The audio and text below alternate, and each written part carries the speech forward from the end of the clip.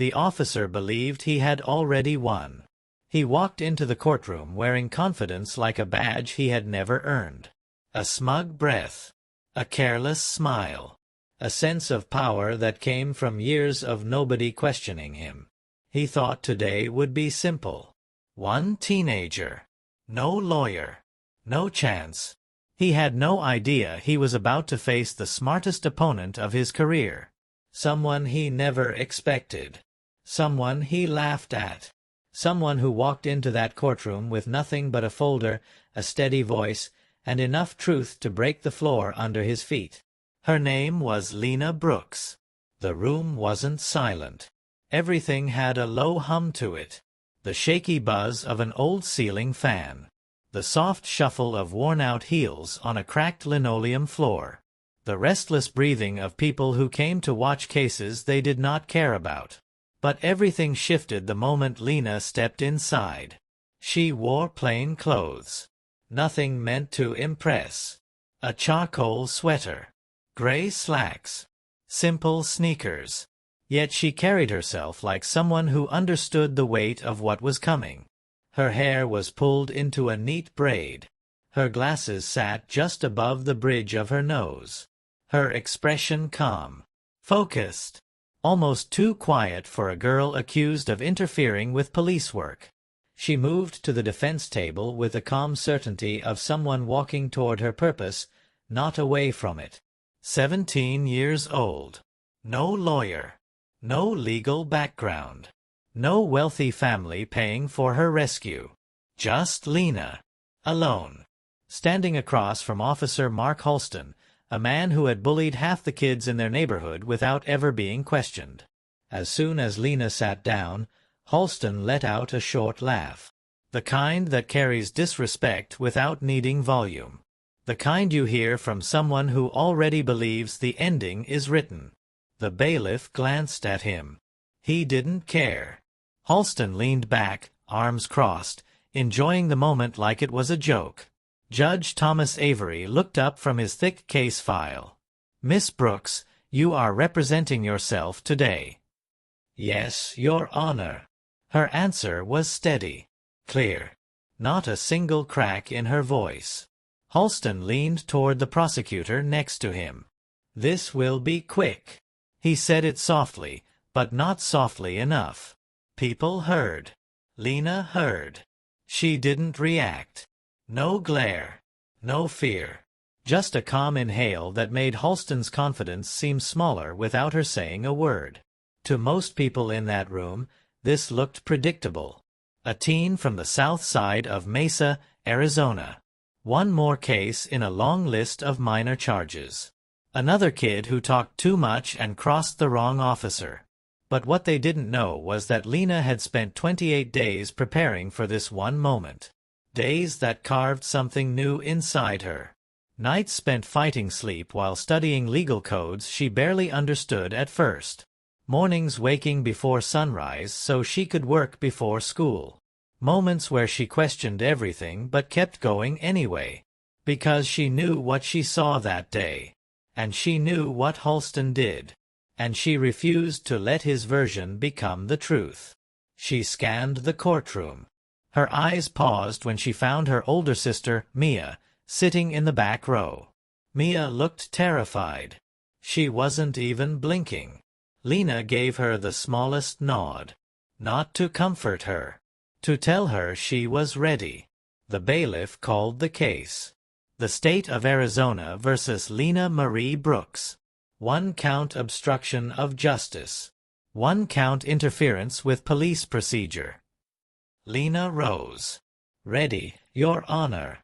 Judge Avery adjusted his glasses. "I have reviewed the charges. I must remind you that representing yourself carries serious risks.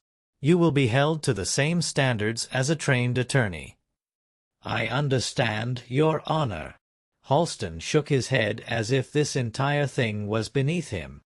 He whispered something under his breath, but the arrogant tilt of his smile said enough.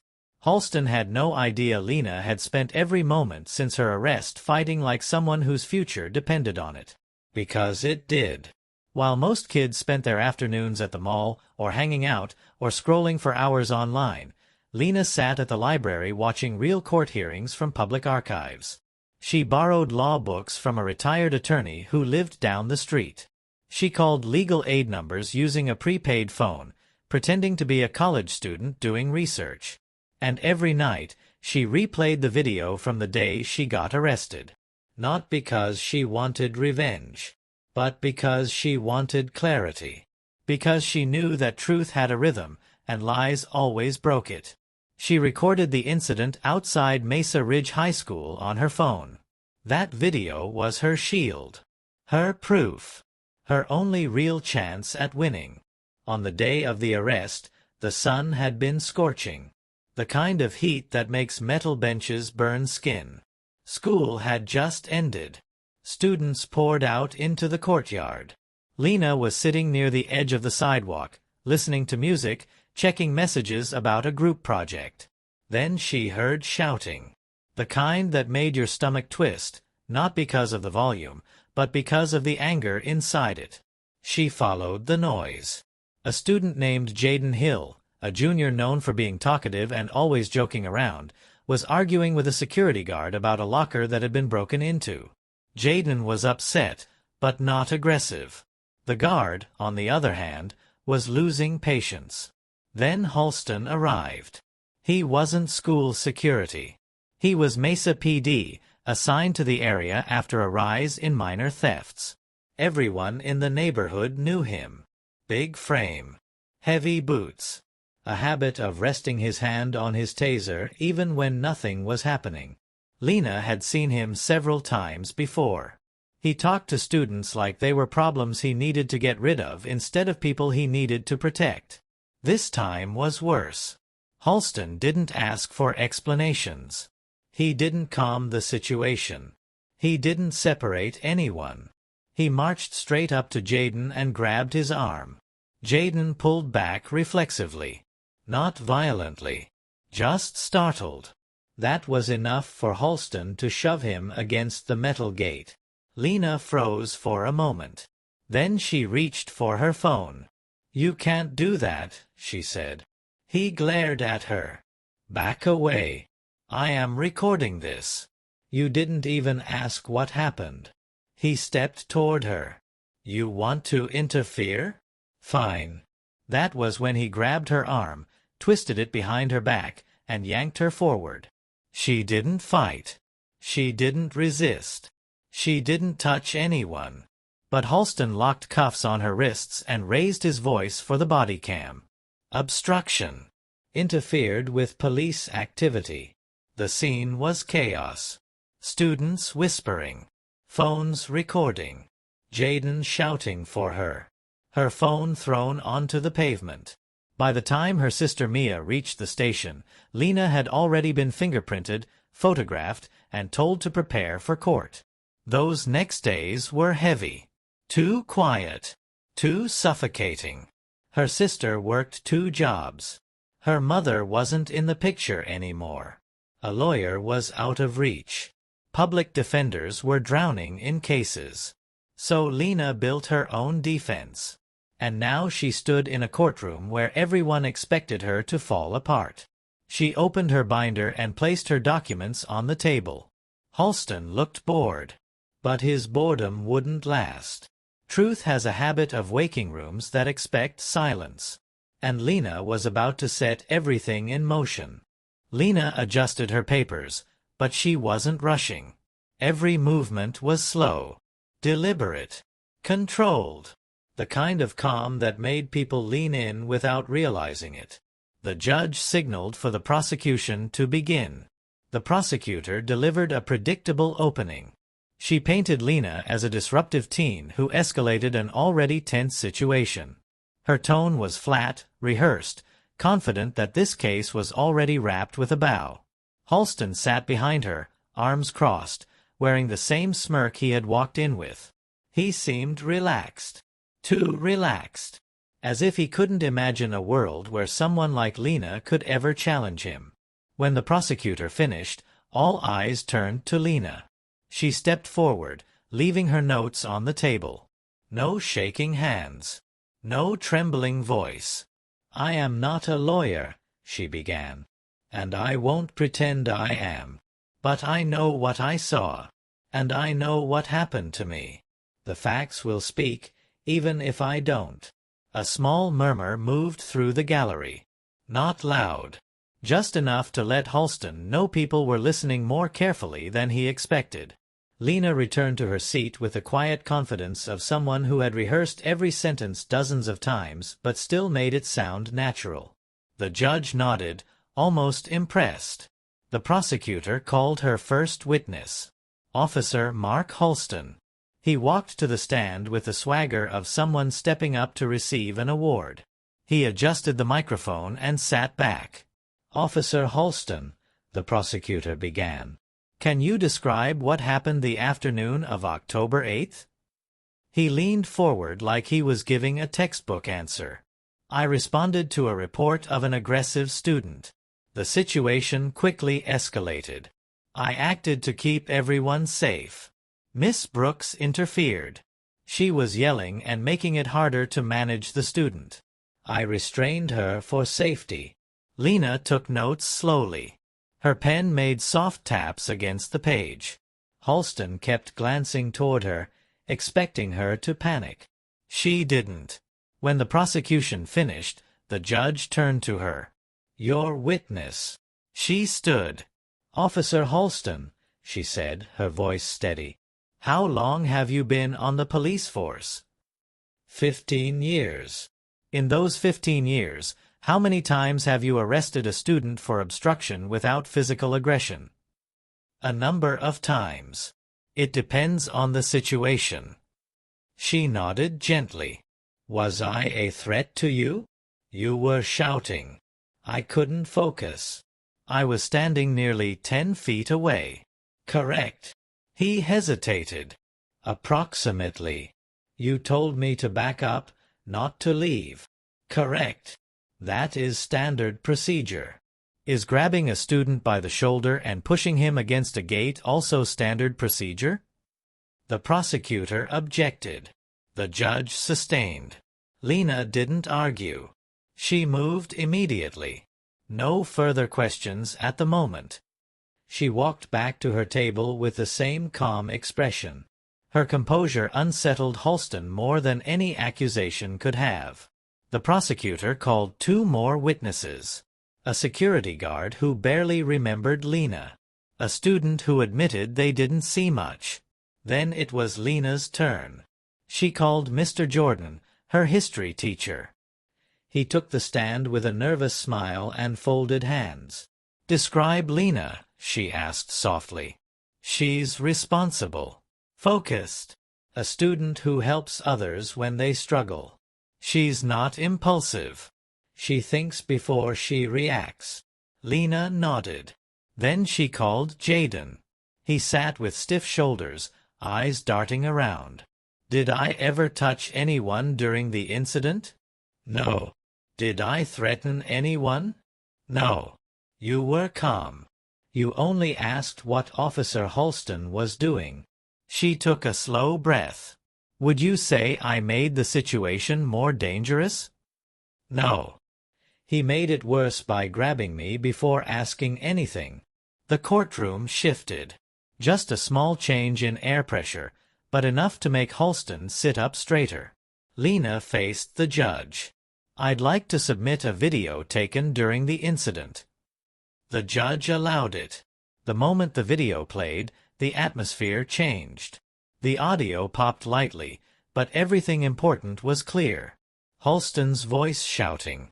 Jaden being shoved. Lena's voice, calm and steady, asking what was happening. No aggression. No threats. No interference. When Halston grabbed her, the camera angle shifted, but the sound captured everything. Gasps rippled through the room. Even the judge leaned back in his chair, silent, absorbing what he saw. Lena didn't look at the video. She watched Halston. His expression tightened. His jaw locked. He tapped his fingers against his thigh. For the first time, he wasn't smirking. The judge cleared his throat. Officer, would you like to respond to what we observed? Halston shifted. The video doesn't show everything. Her behavior was provoking the situation. Lena rose. Objection. That is his opinion, not a factual correction. Sustained. She moved to her cross-examination again. Officer Halston, in your police report, you wrote that I approached you aggressively. Correct. Yes. In the video, my voice is calm. I am standing still. I never move closer to you. Correct. Videos can be deceiving. She nodded. That is why I also submitted a timestamp analysis. She held up a printed sheet. This frame shows where I was standing. And this frame several seconds later shows I am still in the exact same position. She looked at him directly. Would you like to challenge the timestamps? He swallowed. I am not a video expert. That's fine. Because I also requested an independent digital review from a forensic analyst at Central Arizona University. She can testify to the integrity of the footage. The prosecutor's head snapped up. Your Honor. The judge raised a hand. She disclosed the witness 2 days ago. It's in the file. Lena sat back down. She didn't smile. She didn't celebrate. She was playing chess. And she had just made her opponent realize he was several moves behind. The analyst confirmed the footage was untouched. No edits. No manipulation. Nothing missing. No movement from Lena that would qualify as aggressive or interfering. Halston's credibility began to crumble like wet plaster. Then Lena stood again. Your Honor, I ask the court to consider 3 prior complaints filed against Officer Halston within the last 4 years. The judge looked surprised. You are referring to public misconduct records? Yes. One from a father at Jefferson Middle School. One from an employee at a hardware store. And one from a driver he detained last winter. The prosecutor protested, but Lena continued. I am not arguing guilt regarding those complaints. I am asking the court to observe a pattern of unnecessary force, a pattern of reacting aggressively to harmless situations. I am not his first stop, just the first one who walked in with a binder. A hush moved through the courtroom. Halston's face drained of confidence. He blinked rapidly, breathing heavier. The judge immediately called a recess. Everything was shifting.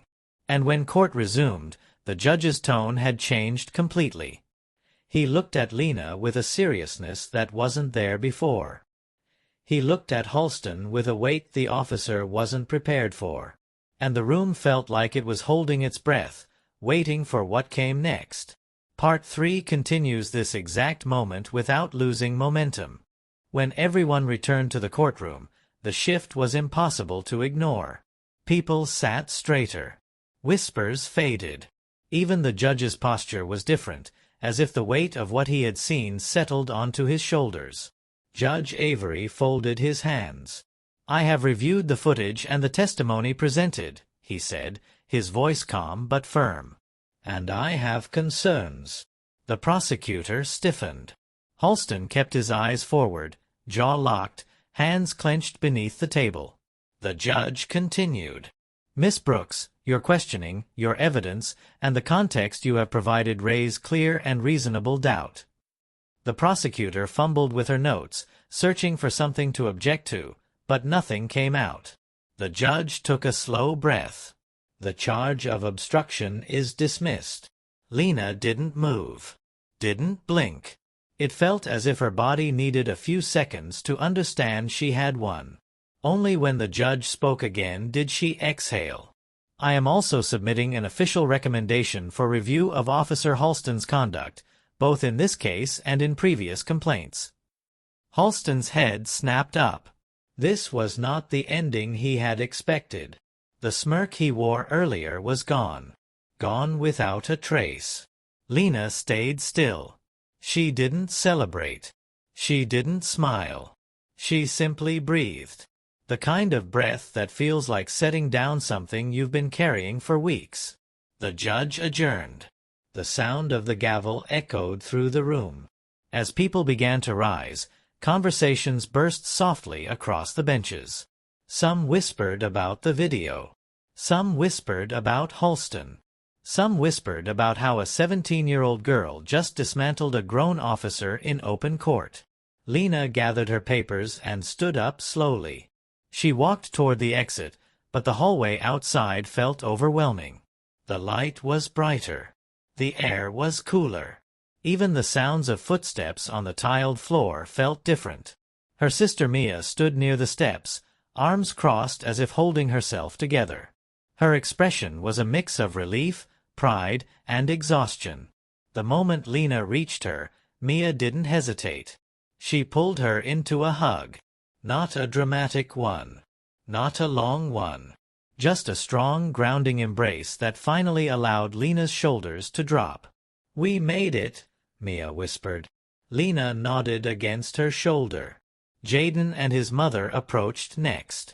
Jaden looked amazed, his voice soft. "You destroyed him in there. I didn't even know you could do that." "I didn't either," Lena said. "Not until I had to." A woman holding a notepad stood a few feet away. A reporter, watching Lena carefully, waiting for a moment to approach. But Lena gave a small shake of her head. "Not now. Not today." The woman stepped back respectfully. For the next week, the story spread slowly but steadily. Not in a viral explosion. Not in a dramatic headline. More like a ripple moving through the city. People began talking. Parents brought up questions at school board meetings. Students compared notes about security officers. Neighbors debated police presence around schools. A small article appeared online describing Lena as the teen who made the court listen. It wasn't flashy. It wasn't exaggerated. But it traveled. Strangers began sending messages of support. A local community group offered to help her with college resources. A few law students reached out with free mentorship. An older attorney left a voicemail offering to walk her through options for future legal pathways. Some people defended Halston. That never fully disappears. They said he was just doing his job. They said Lena should have stayed quiet. They said recording was unnecessary. But for every voice like that, there were more saying something different. They said she stood her ground. They said she fought a battle most adults would have avoided. They said she showed courage in a room built to intimidate. And at Mesa Ridge High, something shifted. Students didn't ask questions the same way they used to. Their voices were sharper, more aware. Teachers noticed the change. Some encouraged it. Others avoided it. But no one missed it. One afternoon, Mr. Jordan asked Lena to stop by his classroom after school. He sat behind his cluttered desk and slid a large brown folder toward her. "I recommended you for a summer program at the University of Arizona," he said. "It focuses on early legal education, mock court, mentorship. They pick 20 students every year. I already sent your name." Lena opened the folder. The application forms were inside. Detailed, thick, important. She closed it without saying anything at first. "What made you do all this?" he asked. "Not just the trial. The preparation. The research. All of it. What pushed you?" Lena thought for a moment. "It wasn't just about me," she said. "It was about making sure the next kid like me doesn't have to choose between staying quiet or being put in cuffs." Mr. Jordan leaned back, smiling softly. "You've got more than a binder now." For the first time in weeks, she laughed. Not a forced laugh. A real one. That night, Lena sat at the kitchen table again. But this time, she wasn't surrounded by case files. She wasn't reviewing footage. She wasn't highlighting legal codes. She stared at a blank sheet of paper. She finally picked up her pen and wrote one line at the top. They thought I came to defend myself. I came to reveal the truth. She set the pen down. For the first time in weeks, she didn't feel like she was preparing for a fight. She felt like she was preparing for the future. And for the first time, she was choosing what came next. Part 4 is ready to continue the momentum and deepen the emotional arc. Lena didn't sleep much that night, but for the first time in a long while, the lack of sleep didn't come from fear. It came from possibility. From the strange feeling of her world widening all at once, like she had been living in a narrow hallway and someone finally opened all the doors. The morning light crept through the blinds in thin golden lines. She sat at the table with a cup of tea, staring at the application Mr. Jordan had given her. Her sister Mia walked in, still half asleep. "You filling that out now?" Mia asked. "Just looking at it," Lena replied. "You should apply." Lena smirked. "Since when do you believe in anything that comes in folders?" "Since you beat a cop in court." They both laughed, but there was truth in the joke. Something had changed between them. A silent understanding. A shared pride neither knew how to voice without getting emotional. Later that day, she walked toward school with her binder tucked under her arm. Not because she needed it, but because it had become part of her story now.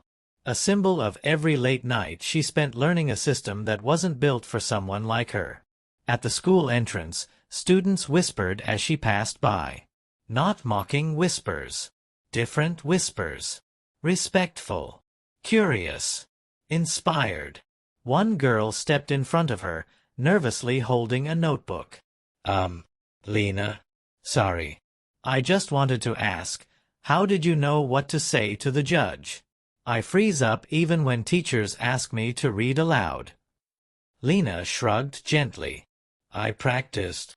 Over and over. Until it felt like breathing. The girl nodded, thinking hard about that answer. That's really cool, she murmured, then hurried away. Moments later, a group of seniors approached her. Kids she barely knew. Brooks, one of them said. You really made that officer look dumb. Lena didn't laugh. She didn't want the moment to turn into bragging. I didn't want to make anyone look stupid, she said quietly. I just wanted the truth out. They looked at her differently after that. Not like some girl who filmed an incident, but like someone who stood up when most people wouldn't. Between classes, a quiet boy named Noah approached her near the lockers. Is it true you're going to study law? He asked. I don't know yet. He hesitated before speaking again. My brother got arrested last year. He didn't have anyone to speak for him.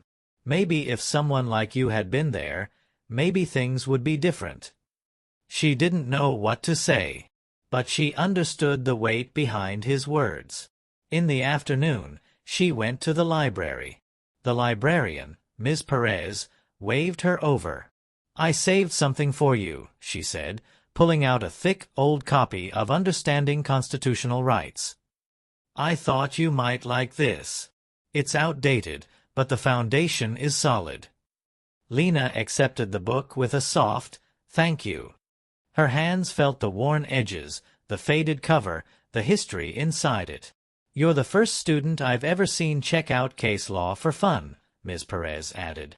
It wasn't for fun. No. But maybe someday it'll be for something bigger. Lena left the library with a sense of purpose she couldn't explain yet, the kind that settles deep and grows slowly. That evening, her phone buzzed again. Another message. This time from a stranger. Your story gave my daughter courage to speak up at school today. Thank you. Another message came a few seconds later. You were brave. Keep going. She read each one twice. The words didn't feel real, like they were meant for someone older, someone with degrees and fancy offices and years of experience. But they kept coming. Some messages were longer, some shorter, some from people who had never stood up for themselves, some from people who wished they had. But there were other messages too, the ones that weren't kind. People calling her dramatic, reckless, disrespectful, a troublemaker. She knew those voices. She had heard variations of them her whole life. But now she had stronger voices standing beside her. People who believed her. People who saw her. Her sister Mia walked into the room holding a plate of pasta. "Dinner," she said, setting it down. Lena pushed her phone away. "People are arguing online." Mia sighed. "They always will. Some people hate seeing someone young stand up. Makes them feel small." Lena took a bite and nodded. "I'm not trying to start anything." "I know," Mia said. "You're trying to finish something." Later that night, Lena sat at the table with the summer program application again. She filled in the first section with steady handwriting, then the second, then the third. Halfway through, she paused. She looked at the line she had written earlier on that blank piece of paper. "They thought I came to defend myself.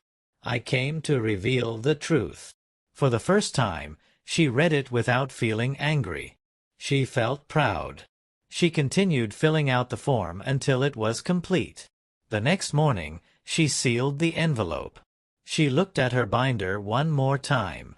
Every page covered in highlighter marks and handwritten notes. Every line representing the hours she spent fighting alone. But she didn't feel alone anymore. She placed the binder on her shelf, not as something she needed to revisit, but as something she wanted to remember. It was no longer a tool for survival. It was now the first chapter of her becoming. What she didn't know was that her story had reached even further than she imagined. And someone unexpected was about to step into her life because of it.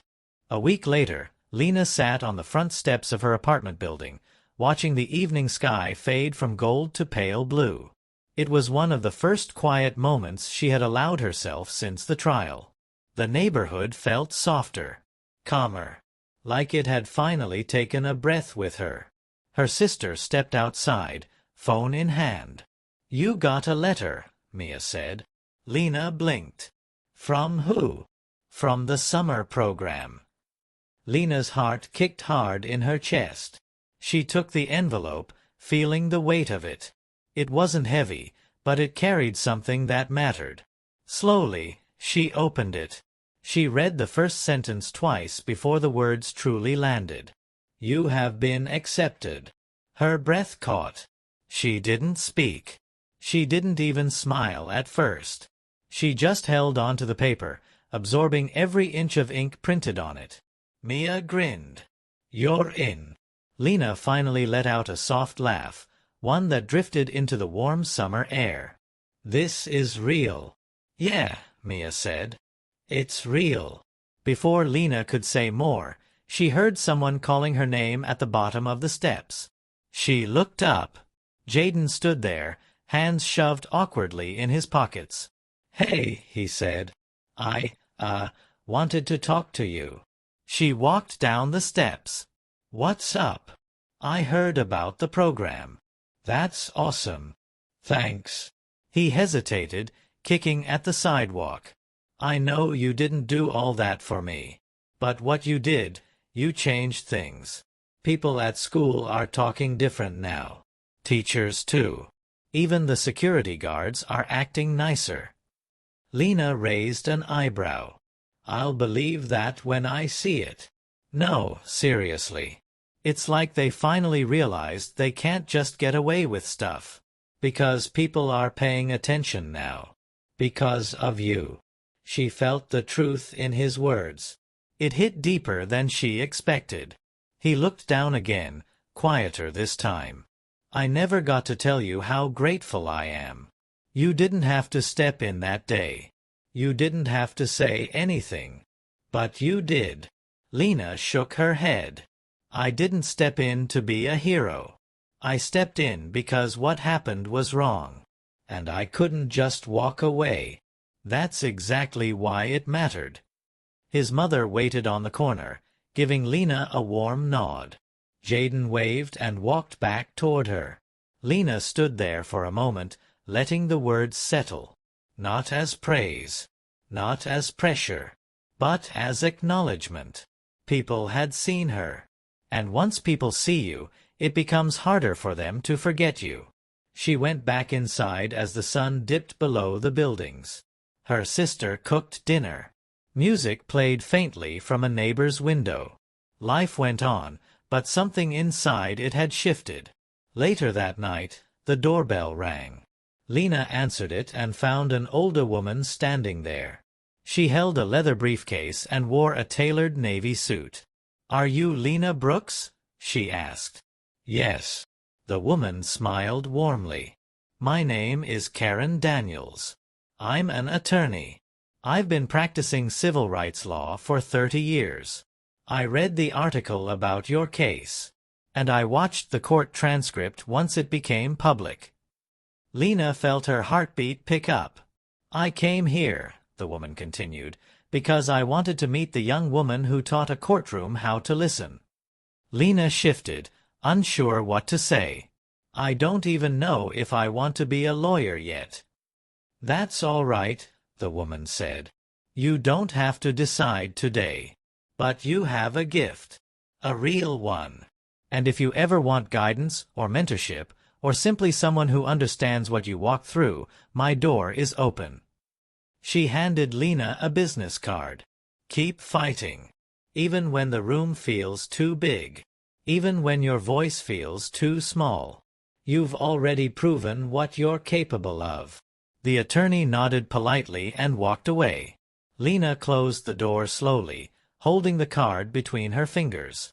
Her hands trembled, not from fear, but from something far more powerful. Possibility. She sat at the kitchen table again, the place where everything had started. Her binder remained on the shelf, closed but never forgotten. The summer program letter lay beside her, and the attorney's card rested gently in her palm. She thought back to standing in that courtroom, to Halston's laugh, to the weight of the cuffs, to the moment the video played, to the silence that followed when truth filled the room and swallowed every lie around it. They had expected her to walk in scared, expected her to fall apart, expected her to accept the version of the story they created. But she had not come to defend a mistake she didn't make. She had come to expose a problem so many people ignored. She had come to show them what happens when someone who was never supposed to win refuses to lose. Outside, the night grew quiet. Inside, Lena placed the attorney's card on top of her application form. One chapter had ended. Another was waiting. She took a deep breath, and a feeling settled in her chest, strong, steady, unshakable. She understood it now. Her story wasn't about a courtroom. It wasn't about an officer. It wasn't even about a single case. It was about every voice that had ever gone unheard. Every person told to stay quiet. Every truth buried because someone powerful didn't want it spoken. She realized her fight had never been about proving them wrong. It was about proving to herself that she could stand firm even when the ground under her tried to give way. She picked up her pen again. Not to finish a statement. Not to write another argument. But to write the beginning of whatever came next. She didn't know where this path would lead. But she finally believed she belonged on it.